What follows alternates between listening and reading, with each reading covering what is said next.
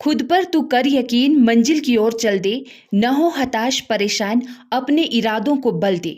कुछ फर्क नहीं पड़ता कि लोग आपके बारे में क्या सोचते हैं, फर्क तो इससे पड़ता है कि आप अपने बारे में क्या सोचते हैं। नमस्कार। आधुनिक काल हिंदी साहित्य के अंतर्गत हमने संपूर्ण काव्य विधा को देख लिया।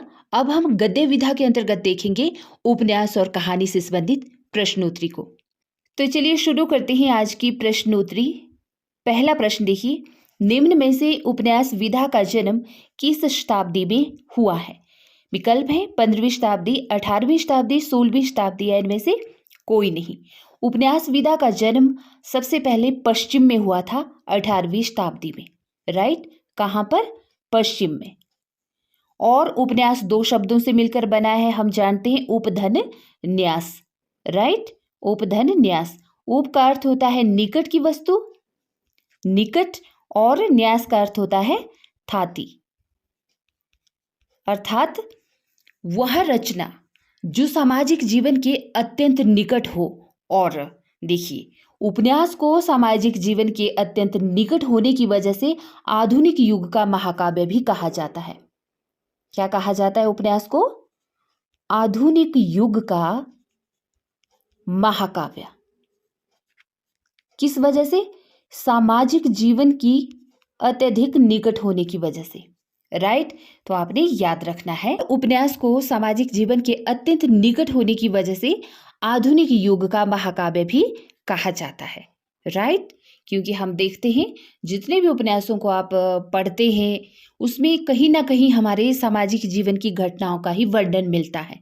राइट, कुछ उपन्यास सामाजिक होते हैं, कुछ ऐतिहासिक होते हैं, कुछ राजनीतिक होते हैं, कुछ सांस्कृतिक परिवेश के आधार पर लिखे जाते हैं, लेकिन सामाजिक जीवन के अत्यधिक निकट होने के कारण इस रचना को, यानी कि उपन्यास को, आधुनिक युग का महाकाव्य भी कहा जाता है। आपने ये बातें याद रखनी है। उसी तरह दूसरा प्रश्न देखिए, उपन्यास से संबंधित निम्न में से सत्य कथन की पहचान करनी है। यहाँ पर नॉवेल को बांग्ला और हिंदी में उपन्यास कहते हैं। बिल्कुल सही है, उर्दू में इसे नॉवेल कहते हैं, मराठी में कादम्बरी कहते हैं और गुजराती में नवल कथा कहते हैं।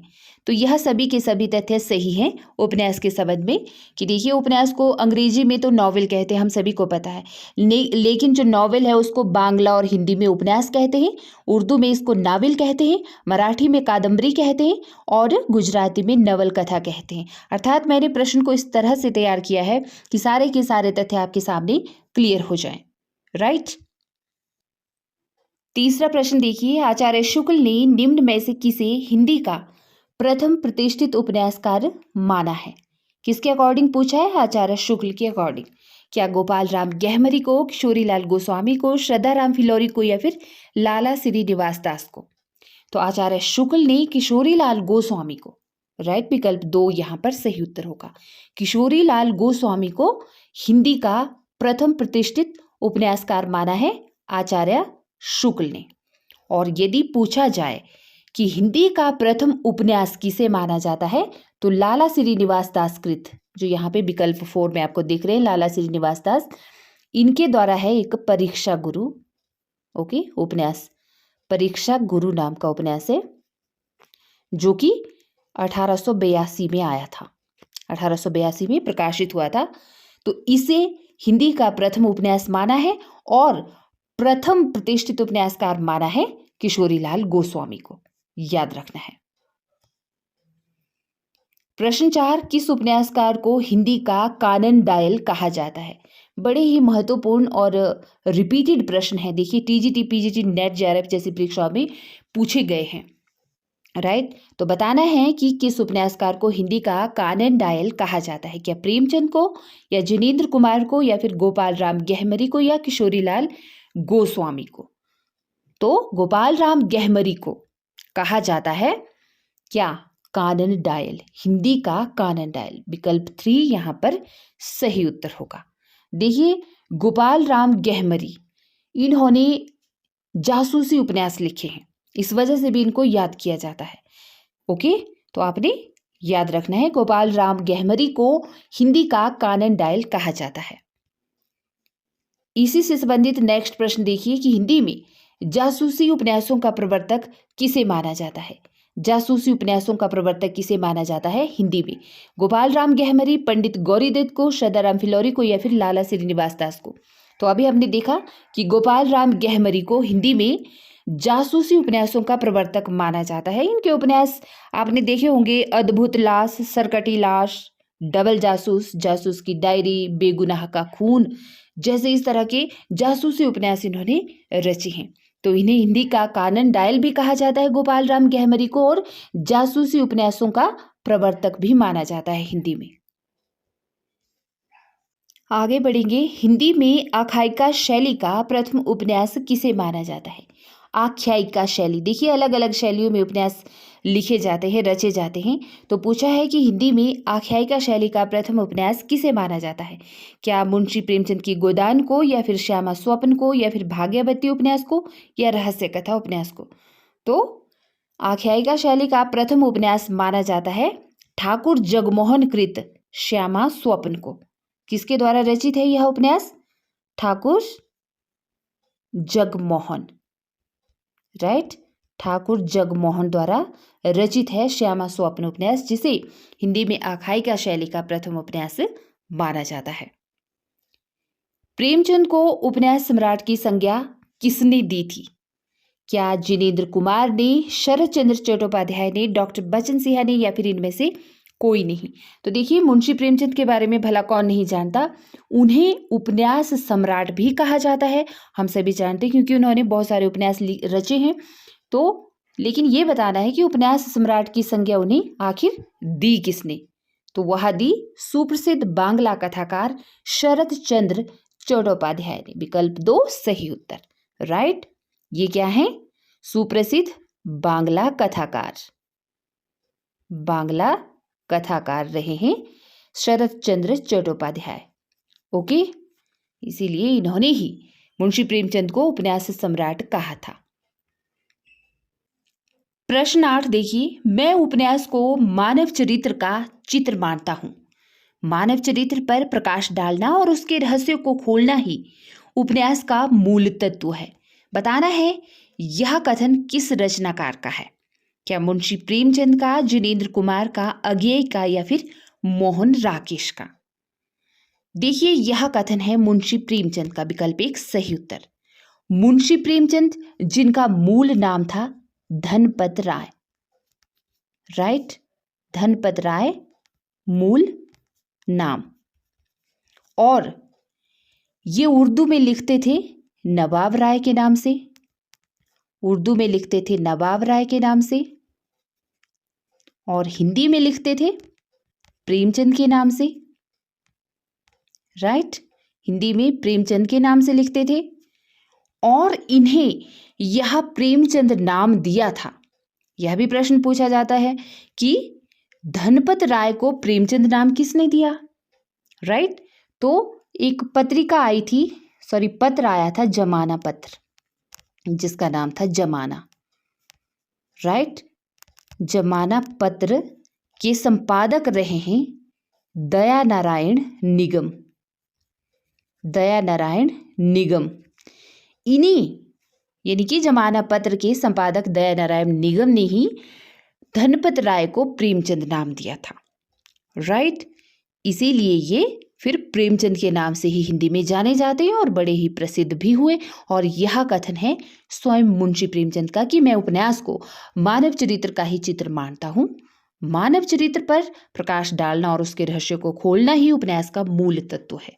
ओके, निम्न में से किसे हिंदी में मनोविश्लेषणवादी उपन्यास का आरंभकर्ता माना जाता है? हिंदी में मनोविश्लेषणवादी उपन्यास का आरंभकर्ता किसे माना जाता है? महत्वपूर्ण प्रश्न है। क्या जिनेंद्र कुमार को, प्रेमचंद को, अज्ञेय को, या फिर पांडे वेचन शर्मा उग्र को? तो देखिए मनोविश्लेषणवादी उपन्यास का आरंभकर्ता माना जाता है जिनेंद्र कुमार को, राइट। तो विकल्प 1 सही उत्तर हो जाएगा। नेक्स्ट प्रश्न, व्यक्ति के आंतरिक जीवन, मानसिक द्वंद्व, मूल्य विषयक संघर्ष आदि को अधिक गहराई और सृजनात्मकता के साथ उपन्यास का विषय बनाने का श्रेय जिनेंद्र कुमार को जाता है। यह कथन किसका है? जिनेंद्र कुमार है यहाँ पर, राइट। क्या डॉक्टर गोपाल राय का कथन है, डॉक्टर बचन सिंह का, मधुरेश का, या इनमें से कोई नहीं? तो देखिए, डॉक्टर गोपाल राय आधुनिक काल के बड़े ही प्रसिद्ध आलोचक रहे हैं। ज़्यादातर इन्होंने अपनी आलोचनाएं उपन्यासों और कहानियों के संदर्भ में व्यक्त की हैं, आलोचनात्मक जो कथन दिए हैं। तो डॉक्टर गोपाल राय का ही यह कथन है। विकल्प एक सही उत्तर होगा, राइट। जिनेंद्र कुमार के संबंध में कि व्यक्ति के आंतरिक जीवन, मानसिक द्वंद्व, मूल्य विषयक संघर्ष आदि को यदि अधिक गहराई और सृजनात्मकता के साथ किसी उपन्यासकार ने अपने उपन्यास का विषय बनाया है तो वे हैं जिनेंद्र कुमार। अजय की डायरी किसका उपन्यास है? विकल्प हैं अज्ञेय, इलाचंद्र जोशी, डॉक्टर देवराज या जिनेंद्र कुमार। तो देखिए, अजय की डायरी यह डॉक्टर देवराज का सर्वाधिक चर्चित उपन्यास है। ओके, विकल्प 3 यहां पर सही उत्तर होगा। नेक्स्ट प्रश्न, इसमें यानी कि अजय की डायरी जो उपन्यास है डॉक्टर देवराज का, उसमें विश्वविद्यालय परिसर की पृष्ठभूमि में एक असफल वैवाहिक जीवन और मध्यवर्गीय सामाजिक नैतिक मूल्यों के दबाव में प्रेम के त्रासद अंत का चित्रण हुआ है। यह कहना किसका है, किस आलोचक का है? क्या डॉक्टर बचन सिंह, डॉक्टर गोपाल राय, रामविलास शर्मा, या इनमें से कोई नहीं? किस उपन्यास के संबंध में कहा है ऐसा? अजय की डायरी जो डॉक्टर देवराज कृत उपन्यास है, यह डॉक्टर गोपाल राय ने ही कहा है कि इस उपन्यास में विश्वविद्यालय परिसर की पृष्ठभूमि में एक असफल वैवाहिक जीवन और मध्यवर्गीय सामाजिक नैतिक मूल्यों के दबाव में प्रेम के त्रासद अंत का चित्रण हुआ है, राइट। नेक्स्ट प्रश्न, निम्न में से कौन सा उपन्यास फ्लैशबैक यानी कि पूर्व दीप्ति शैली में लिखा गया है? और यह बहुत बार पूछा जाता है यह प्रश्न। क्या नदी के द्वीप, शेखर एक जीवनी, अपने अपने अजनबी, या इनमें से कोई नहीं? देखिए, ये सभी अज्ञेय द्वारा लिखित उपन्यास है, सच्चिदानंद हीरानंद पासियान अज्ञेय द्वारा। और जो इनका फ्लैशबैक पूर्व दीप्ति शैली में लिखा उपन्यास है वह है शेखर एक जीवनी। और अज्ञेय ने स्वयं लिखा है कि शेखर की खोज अंतगोगत्वा स्वतंत्रता की खोज है, राइट। क्या लिखा है कि शेखर की खोज कैसी है? अंतगोगत्वा स्वतंत्रता की खोज है, राइट, याद रखना है। निम्न में से किस उपन्यास में ब्रिटिश भारत की सन 1920 से लेकर 1930 ईस्वी तक की सामाजिक राजनीतिक स्थितियों का चित्रण हुआ है? बताना है।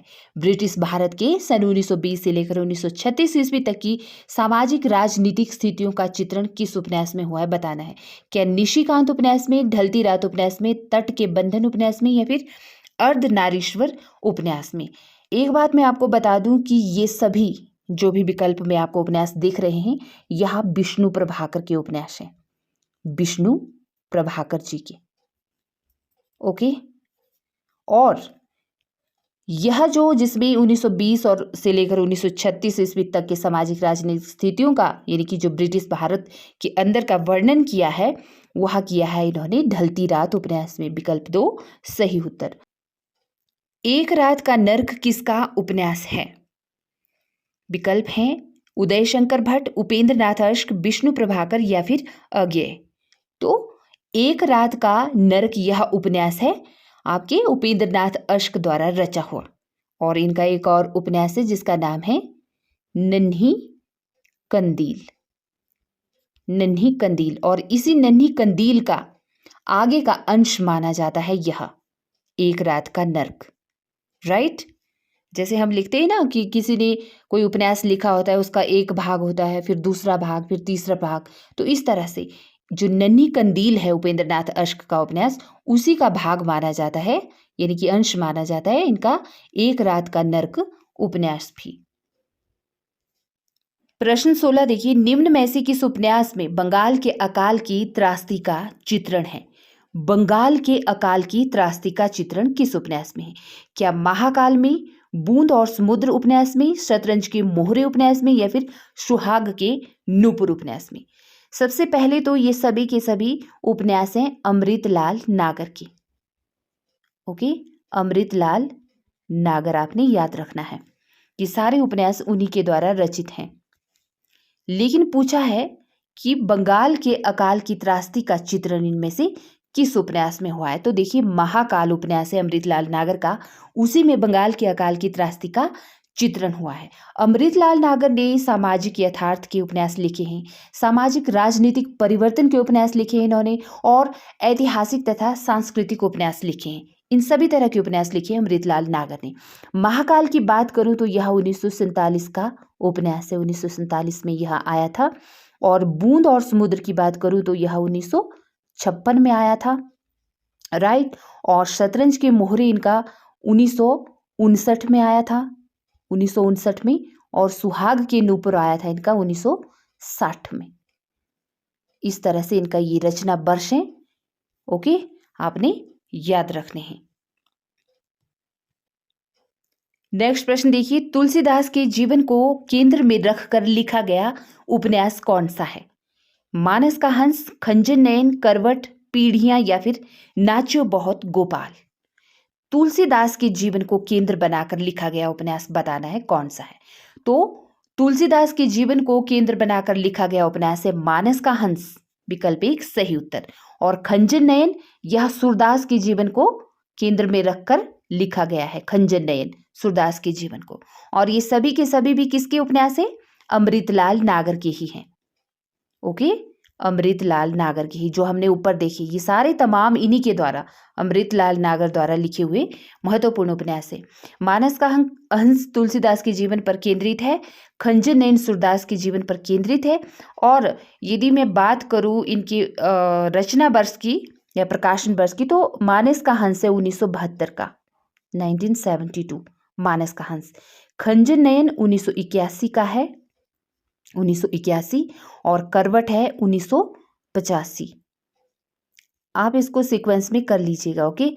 1985 है करवट, और पीढ़ियां है आपका 1990 का। और नाचो बहुत गोपाल, इसका रचना वर्ष है 1978, 1978, ओके। यहाँ लिख देती हूँ दोबारा से, 1978 याद रखना आपने। 1978 का है नाचो बहुत गोपाल। और नाचो बहुत गोपाल यह दलित समाज पर केंद्रित उपन्यास है इनका, और इसकी महत्वपूर्ण पात्र है निर्गुनिया, पूछा भी जाता है। और पीढ़ियां, यह करवट उपन्यास का ही अगला चरण माना जाता है, जो यहाँ पे करवट उपन्यास है इसी का अगला चरण माना जाता है पीढ़ियां। और बाकी दो ऊपर की तो मैंने आपको बता ही दिए, है ना। प्रश्न 18 देखिए, सन 1947 ईस्वी के मार्च अप्रैल में पंजाब में हुए भयानक सांप्रदायिक दंगों पर आधारित उपन्यास कौन सा है? देखिए, प्रश्न इस तरह से बनाए गए हैं ताकि आपको उपन्यास की विषय वस्तु का भी पता चले। तो बताना है कि सन 1947 ईस्वी के मार्च अप्रैल में पंजाब में हुए भयानक सांप्रदायिक दंगों के आधार पर लिखा हुआ उपन्यास कौन सा है? क्या तमस उपन्यास है, मैया दास की माड़ी है, नीलू नीलिमा नीलोफर है, या फिर कुंतो उपन्यास है? सबसे पहले तो बताना है कि ये सभी के सभी उपन्यास हैं भीष्म साहनी के, राइट। ये सारे उपन्यास हैं भीष्म साहनी जी के, भीष्म साहनी। और जो मार्च अप्रैल में पंजाब में हुए भयानक सांप्रदायिक दंगों पर आधारित उपन्यास है वह है तमस, विकल्प ए सही उत्तर, राइट। तमस 1973 में आया था, 1973 में। और मैया दास की बाड़ी यह आया था 1988 में, मैया दास की माड़ी है, ओके। और नीलू नीलिमा नीलोफर यह आया था आपके 2000 में, 2000। और कुंतो 1993 में आया था, भीष्म साहनी द्वारा रचा हुआ, ओके।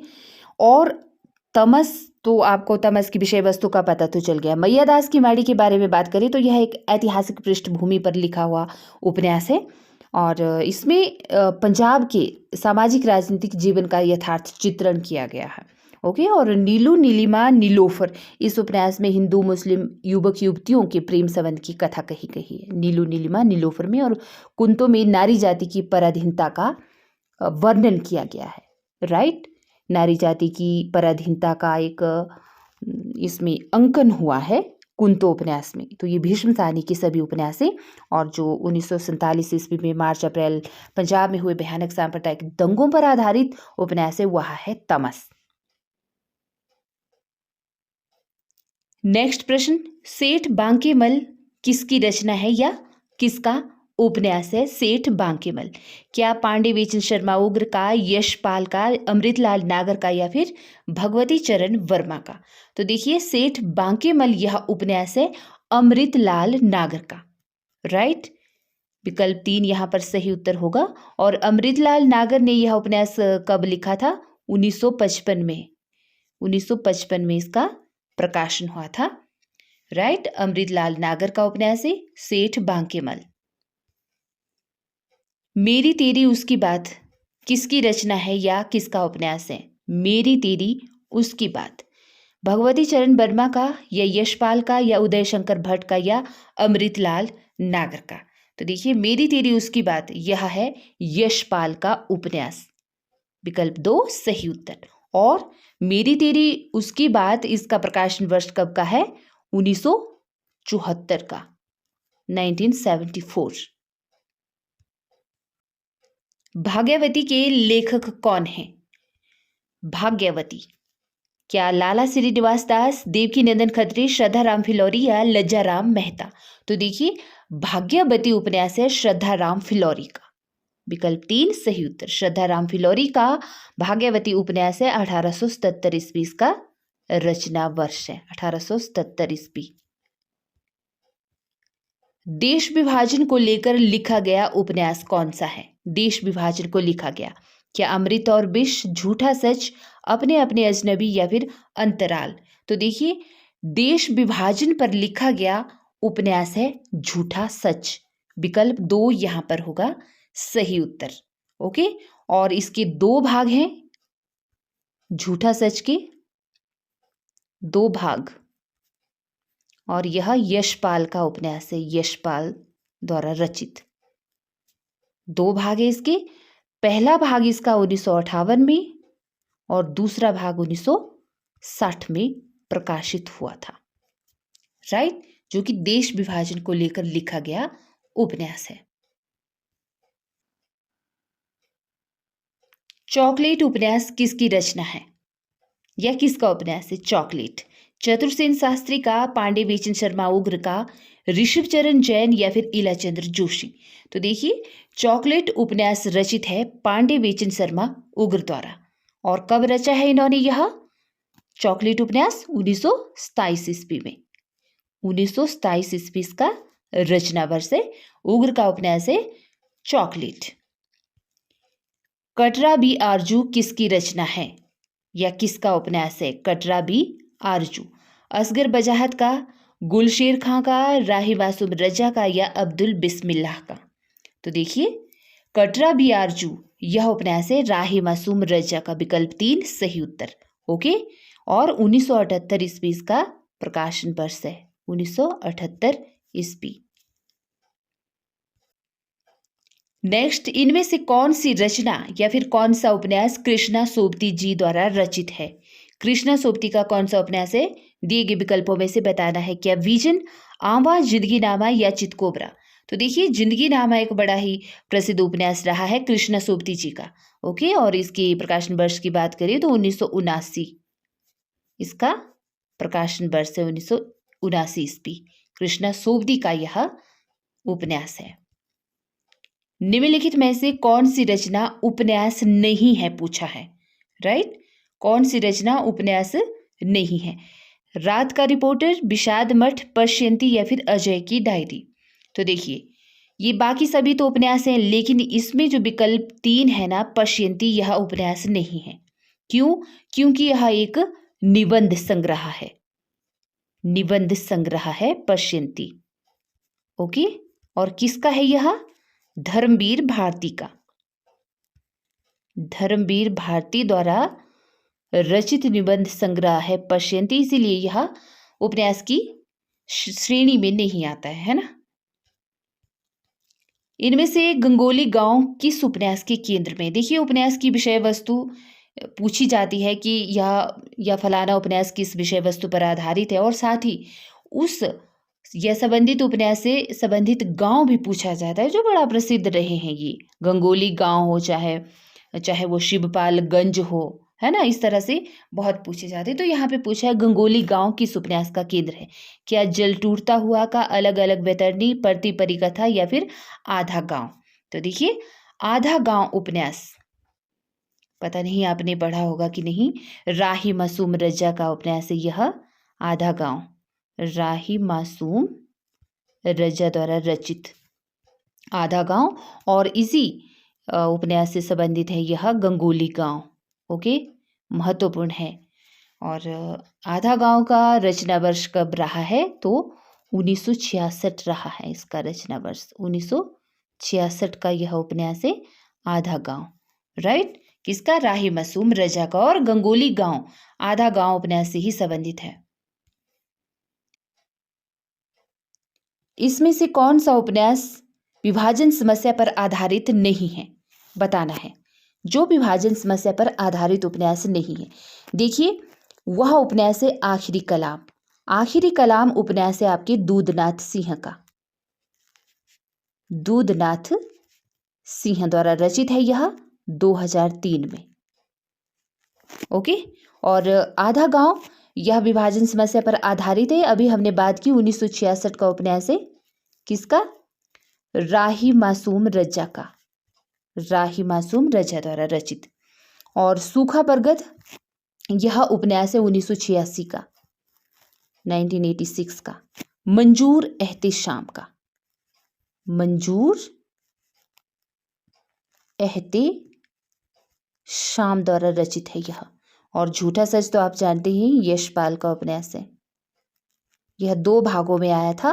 पहला भाग आया था इसका 1958 में और दूसरा 1960 में। राइट, लेकिन यहाँ पूछा है कि विभाजन समस्या पर आधारित उपन्यास नहीं है, तो वह होगा आखिरी कलाम। आखिरी कलाम दूधनाथ सिंह का बड़ा ही प्रसिद्ध उपन्यास है, और यह बाबरी मस्जिद विध्वंस पर एक यात्रा वृतांत शैली में रचा हुआ उपन्यास है। राइट, किस पर? जो बाबरी मस्जिद विध्वंस हुआ था, बाबरी मस्जिद विध्वंस हुआ था, उस पर यात्रा वृतांत शैली में लिखा हुआ, यात्रा वृतांत शैली में लिखा हुआ यह उपन्यास है। और बाकी तीनों विभाजन समस्या पर आधारित उपन्यास है। मनोविश्लेषणात्मक शैली के उपन्यासकार कौन है? बताना है दिए गए विकल्पों में से। मनोविश्लेषणात्मक शैली के उपन्यासकार क्या प्रेमचंद है, रांगे राघव है, इलाचंद्र जोशी है या वृंदावन लाल वर्मा है? तो देखिए, जिन्होंने मनोविश्लेषणवादी उपन्यास रचे हैं उनमें सबसे प्रसिद्ध माने जाते हैं इलाचंद्र जोशी। विकल्प 3 सही उत्तर। नेक्स्ट है, न्यूनिया किस उपन्यास का पात्र है?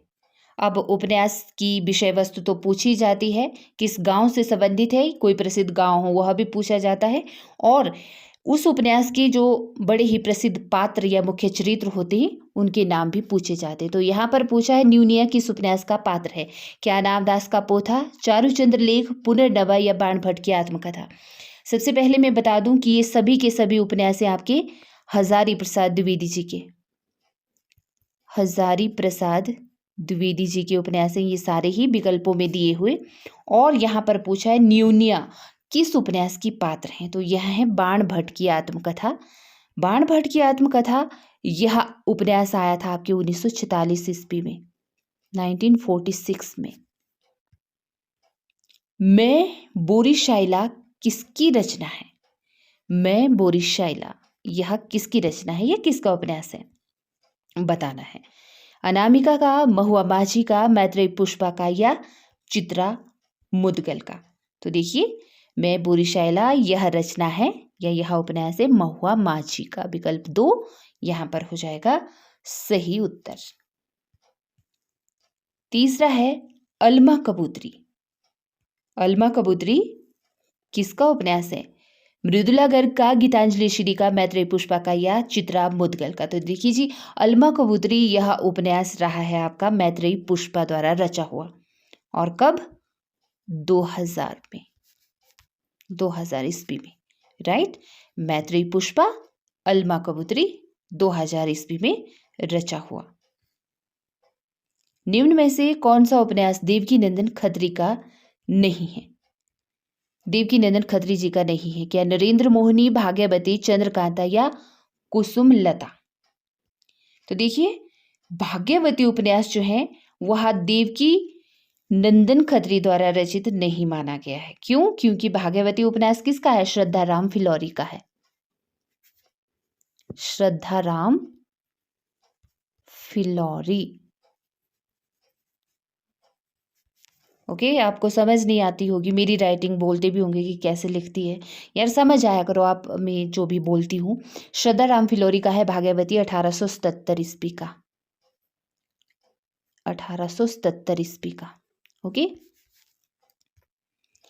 शिवपालगंज, देखिए पहले पूछा था गंगोली गांव, अब पूछा है शिवपालगंज जो गांव है ना वह किस उपन्यास से संबंधित है? विश्रामपुर का संत, राग दरबारी, आधा गांव या फिर मैला आंचल से? तो शिवपालगंज आपका जो गांव है वह संबंधित है राग दरबारी उपन्यास से। विकल्प 2 यहाँ पर सही उत्तर होगा। और राग दरबारी श्रीलाल शुक्ल का उपन्यास है, आपको पता होगा, श्रीलाल शुक्ल का, श्रीलाल शुक्ल द्वारा रचा हुआ। कब? 1968 में, 1968 में। ओके। और 1969 में फिर इसे क्या हुआ? साहित्य अकादमी भी मिला है। 1969 में इसे साहित्य अकादमी पुरस्कार भी प्राप्त हुआ है राग दरबारी पर श्रीलाल शुक्ल को। 1968 इसका प्रकाशन वर्ष और 1969 में इसको साहित्य अकादमी से पुरस्कृत या सम्मानित किया गया। हिंदी के किस आलोचक ने देवरानी जेठानी की कहानी को हिंदी का प्रथम उपन्यास माना है? देवरानी जेठानी की कहानी को हिंदी का प्रथम उपन्यास किस आलोचक ने माना है? क्या नामवर सिंह ने, रामविलास शर्मा ने, विजय मोहन सिंह ने या गोपाल राय ने? तो सही उत्तर होगा गोपाल राय ने देवरानी जेठानी की कहानी को हिंदी का प्रथम उपन्यास माना है। और देवरानी जेठानी की कहानी किसका उपन्यास है? पंडित गौरी दत्त का। आपको पता होगा पंडित गौरी दत्त द्वारा रचित यह उपन्यास है। और कब का है? 1870 ईस्वी, 1870 ईस्वी का। राइट। पंडित गौरीदत्त शर्मा द्वारा रचित देवरानी जेठानी की कहानी को आलोचक गोपाल राय ने हिंदी का प्रथम उपन्यास माना है। प्रेमचंद किस प्रवृत्ति के उपन्यासकार रहे हैं? महत्वपूर्ण प्रश्न है मुंशी प्रेमचंद के बारे में। क्या आदर्शवादी, यथार्थवादी, आदर्शोन्मुख यथार्थवादी या यथार्थोन्मुख आदर्शवादी? तो विकल्प 3 यहाँ पर सही उत्तर होगा। मुंशी प्रेमचंद जी आदर्शोन्मुख यथार्थवादी उपन्यासकार रहे हैं। निसहाय हिंदू उपन्यास के लेखक कौन हैं? निसहाय हिंदू उपन्यास के लेखक क्या लाला श्रीनिवास दास, राधा कृष्ण दास, बालकृष्ण भट्ट या फिर राधाचरण गोस्वामी? तो देखिए राधा कृष्ण दास का उपन्यास है निसहाय हिंदू और 1890 इसका रचना वर्ष है। ओके। मुन्नी मोबाइल किसका उपन्यास है? मुन्नी मोबाइल क्या प्रदीप सौरभ का, महुआ माझी का, रीता शुक्ला का या तुलसीराम का? तो देखिए मुन्नी मोबाइल उपन्यास है प्रदीप सौरभ द्वारा रचा हुआ। विकल्प 1 सही उत्तर। निम्नलिखित में से कौन सा उपन्यास काशीनाथ सिंह का है? काशीनाथ सिंह द्वारा रचित उपन्यास कौन सा है? रहन पर रघु, चौक, एक ब्रेक के बाद या ग्लोबल गांव का देवता? तो देखिए जी रहन पर रघु यह है काशीनाथ सिंह द्वारा रचा हुआ 2008 का। और 2011 में इसी उपन्यास पर काशीनाथ सिंह को साहित्य अकादमी पुरस्कार भी मिला है। चौक उपन्यास की बात करें तो यह 1997 का उपन्यास है, मैत्रेयी पुष्पा द्वारा रचा हुआ, मैत्रेयी पुष्पा द्वारा रचा हुआ। और एक ब्रेक के बाद यह उपन्यास है 2008 का, अलका सरावगी द्वारा रचा हुआ, अलका सरावगी द्वारा रचा हुआ। ग्लोबल गांव देवता इस उपन्यास की बात करें तो यह 2010 का उपन्यास है, 2010 का रणेंद्र का उपन्यास है। रणेंद्र नाम से एक उपन्यासकार हैं, रणेंद्र, उनके द्वारा रचा हुआ यह उपन्यास है। ओके। नेक्स्ट प्रश्न, निम्नलिखित में से 10 द्वारे का पिंजरा उपन्यास के रचनाकार कौन है? 10 द्वारे का पिंजरा उपन्यास के रचनाकार का नाम बताना है दिए गए विकल्पों में से। क्या अनामिका जी हैं, अलका सरावगी जी हैं, मधु कांकरिया हैं या फिर नासिरा शर्मा? तो किसका उपन्यास है 10 द्वारे का पिंजरा? यह उपन्यास है अनामिका द्वारा रचा हुआ 2006 ईस्वी में। ओके, 2006 ईस्वी का इसका प्रकाशन वर्ष है और अनामिका द्वारा रचा हुआ है 10 द्वारे का पिंजरा। नेक्स्ट, कथा सतीसार किसकी लेखिका कौन है? कथा सतीसार की लेखिका कौन है बताना है। चित्रा मुदगल जी है, नीलाक्षी सिंह है, चंद्रकांता या नासिरा शर्मा? तो देखिए चंद्रकांता एक महिला उपन्यासकार हैं और इन्हीं की रचना है कथा सतीसार, यानी कि उपन्यास है। और इसका प्रकाशन वर्ष यदि पूछे तो यह 2007 का प्रकाशित हुआ उपन्यास है। ओके, इसी तरह नेक्स्ट है सुअरदान के लेखक कौन है? सुअरदान के लेखक, सुअरदान नाम है तो आप समझ गए होंगे सुअर से ही रिलेटेड इसकी कहानी होगी, विषय वस्तु। क्या मनोज सोनकर का, रूप नारायण सोनकर का है, तुलसीराम का है या फिर जयप्रकाश करदम? यहाँ पर जितने भी नाम आपको विकल्प में दिख रहे हैं ये सभी के सभी दलित उपन्यासकार हैं, दलित उपन्यासकार। तो रूप नारायण सोनकर द्वारा रचा हुआ यह उपन्यास है सुअरदान और 2010 में यह प्रकाशित हुआ था, 2010 में। राइट, विकल्प 2 यहां पर सही होगा, रूप नारायण सोनकर। अनारो किसका उपन्यास है? ममता कालिया का, चित्रा मुदगल का, मंजुल भगत का या राजेश सेठ का? अनारो उपन्यास के रचनाकार का नाम बताना है। तो यह मंजुल भगत द्वारा रचा हुआ उपन्यास है। कब का? 1977 ईस्वी का। ये सभी की सभी महिला उपन्यासकार हैं यहाँ पर विकल्पों में, और मंजुल भगत द्वारा 1977 ईस्वी में अनारो उपन्यास रचा गया है। सुचरिता का संबंध किस उपन्यास से है बताना है। सुचरिता, शेखर एक जीवनी या फिर बाण भट्ट की आत्मकथा या पहला गिरमिटिया या राग दरबारी? सुचरिता का संबंध बताना है। तो देखिए बाण भट्ट की आत्मकथा, आपको पता है हजारी प्रसाद द्विवेदी द्वारा रचा हुआ ये उपन्यास है और इसी उपन्यास की पात्रा है सुचरिता, बाण भट्ट की आत्मकथा की। राइट, अगले जन्म मोहे बिटिया न कीजो की लेखिका का नाम बताना है। अगले जन्म मोहे बिटिया न कीजो, क्या मधु कांकरिया है, अनामिका है, उषा राजे सक्सेना या मृणाल पांडे? तो देखिए अगले जन्म मोहे बिटिया न कीजो यह मधु कांकरिया द्वारा रचा हुआ उपन्यास है। ओके, विकल्प 1 सही उत्तर। गोबर गणेश उपन्यास के लेखक कौन है? रमेश चंद्र साहा, विवेकी राय, शिव प्रसाद सिंह या फिर शैलेश मटियानी?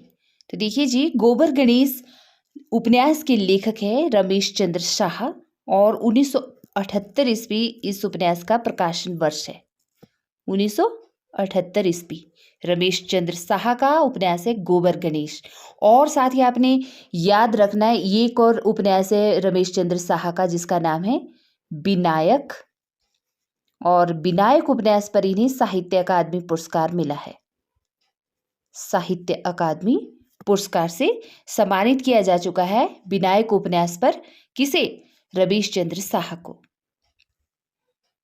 कॉमरेड का कोट किसकी रचना है या किसका उपन्यास है? कॉमरेड का कोट, क्या अमरकांत का, राजेश जोशी का, सृंजय का या फिर फणीश्वर नाथ रेणु का? तो देखिए एक उपन्यासकार है जिनका नाम है सृंजय, इन्हीं का यह उपन्यास है कॉमरेड का कोट।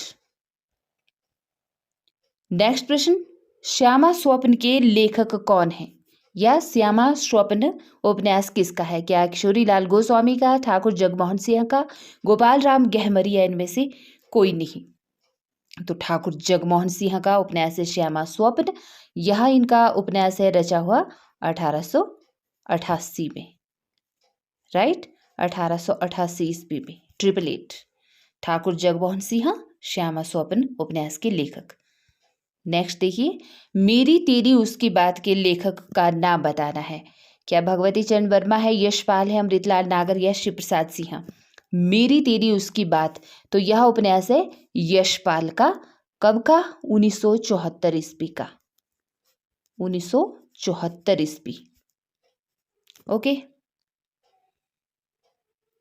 उपन्यास मासिक पुस्तक का प्रकाशन किस सन से शुरू हुआ है? उपन्यास मासिक पुस्तक का प्रकाशन सन 1901 से, 1905 से, 1907 से या 1910 से? तो देखिए विकल्प एक सही उत्तर होगा। उपन्यास मासिक पुस्तक का प्रकाशन सन 1901 ईस्वी से ही शुरू हुआ है। नेक्स्ट है, शिव पूजन सहाय का एकमात्र उपन्यास कौन सा है? एकमात्र उपन्यास है, देखिए क्या देहाती दुनिया, भिखारिनी, मनोरमा या एकाकिनी? तो शिव पूजन सहाय ने लिखा है वर्ष 1926 में, वर्ष 1926 ईस्वी में देहाती दुनिया, और यह एकमात्र उपन्यास है इनके द्वारा रचा हुआ। हजारी प्रसाद द्विवेदी के किस उपन्यास में औपनिषदिक कथा का आधार लिया गया है? बाणभट्ट की आत्मकथा, चारुचंद्र लेख, पुनर्नवा या अनामदास का पोथा? देखिए ये सभी विकल्प में दिए हुए सभी हजारी प्रसाद द्विवेदी जी के उपन्यास हैं, लेकिन बताना है कि किस उपन्यास में औपनिषदिक कथा का आधार लिया गया है। तो अनामदास का पोथा, इसमें औपनिषदिक कथा को आधार बनाया गया है, और अनामदास का पोथा है इनका 1976 ईस्वी की रचना। 1976 ईस्वी का यह उपन्यास है। यह पथ बंधु था, इस उपन्यास के लेखक कौन है बताना है। नरेश मेहता, विवेकी राय, श्रीलाल शुक्ल या राजेंद्र अवस्थी? तो यह पथ बंधु था नरेश मेहता का उपन्यास है 1962 ईस्वी का, 1962, 1962 ईस्वी का। किसका है? नरेश मेहता का है यह पथ बंधु था। नाचो बहुत गोपाल उपन्यास की नायिका का नाम बताना है। नाचो बहुत गोपाल क्या मृणालिनी है, बुधिया है, निर्गुनिया है या सिलिया है? तो देखिए नाचो बहुत गोपाल, इस उपन्यास की मुख्य जो पात्र हैं वह है निर्गुनिया, और इसी निर्गुनिया के माध्यम से स्त्री के शोषण और अत्याचार का चित्रण किया गया है इस उपन्यास में। स्त्री शोषण और अत्याचार का चित्रण। और नाचो बहुत गोपाल 1978 ईस्वी का उपन्यास है।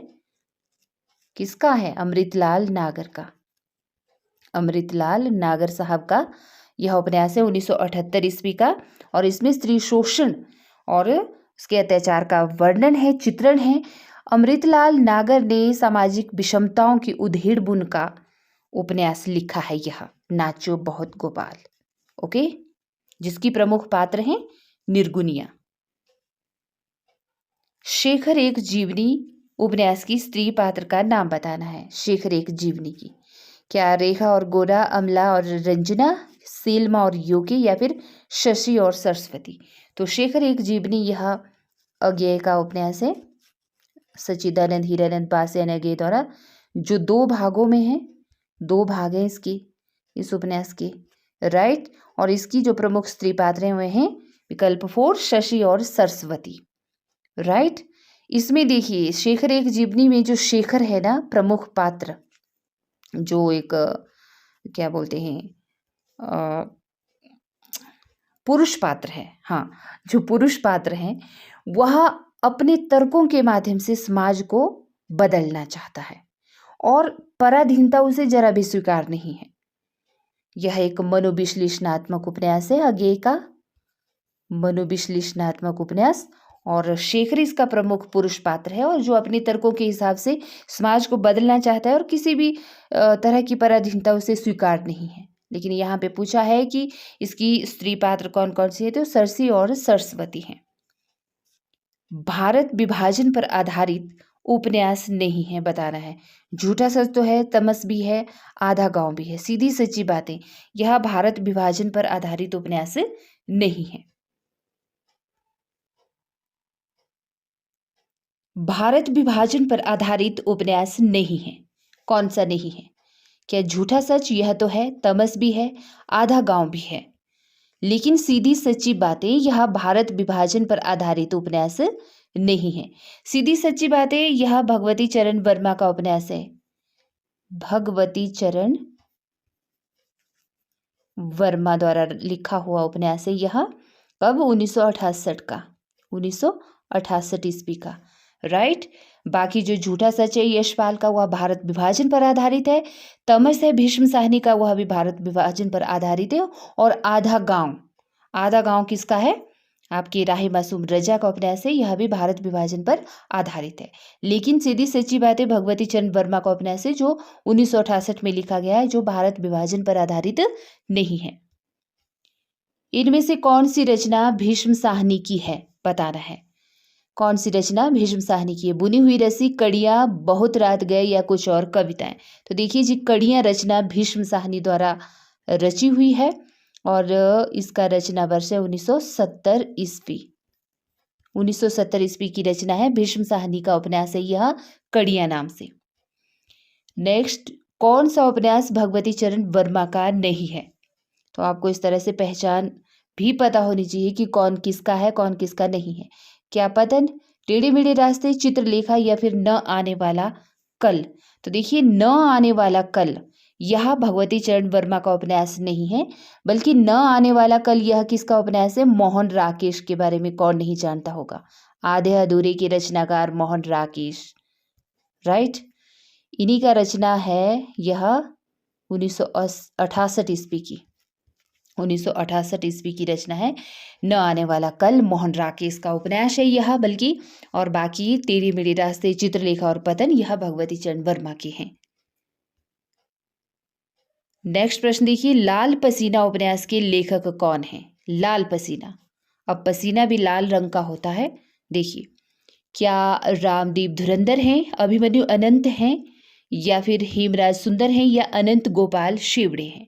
तो अभिमन्यु अनंत एक उपन्यासकार हैं, उन्हीं का यह उपन्यास है लाल पसीना नाम से, और रचना वर्ष पूछे तो 1977 ईस्वी, 1977 ईस्वी का यह उपन्यास है। आज यहीं तक करते हैं। इसके अलावा मैंने 200 प्रश्न आपके लिए टाइप किए हैं जो प्रीवियस ईयर की परीक्षाओं में पूछे गए हैं। तो आज 60 प्रश्न तक ही करते हैं और नेक्स्ट कड़ी में हम इससे आगे के प्रश्नों को करेंगे। देखिए, वीडियो को लाइक, शेयर और सब्सक्राइब करना ना भूलिए, और बाकी आपको पता ही है क्या करना है क्या नहीं। अच्छे से पढ़िएगा। मिलती हूँ नेक्स्ट कड़ी में।